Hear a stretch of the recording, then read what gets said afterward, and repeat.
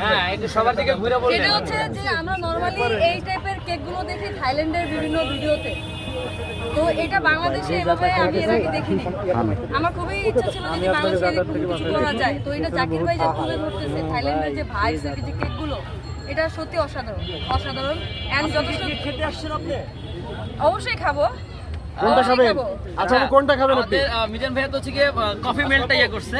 আমি চাই আপু হচ্ছে গিয়ে আমাদের যে চকলেট যে এটা আছে কফি মেল্ট যেটা আছে চকলেট মেল্টটা আপু হচ্ছে গিয়ে আমাদের এখানে কাটবে। আচ্ছা কাটবে জি হ্যাঁ চকলেট Wow, মেল্ট কেক কাটবো। আচ্ছা আপনার কি আপুর মনে বার্থডে তাহলে কেক কাটবে এই ইয়া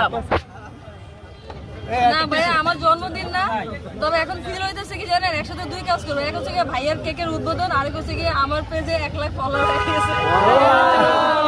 না না না, আসমা আপু এর জন্য আলাদাভাবে দাওয়াত দিতে হবে আপনার ওইখানে। না না, এটা হবে না।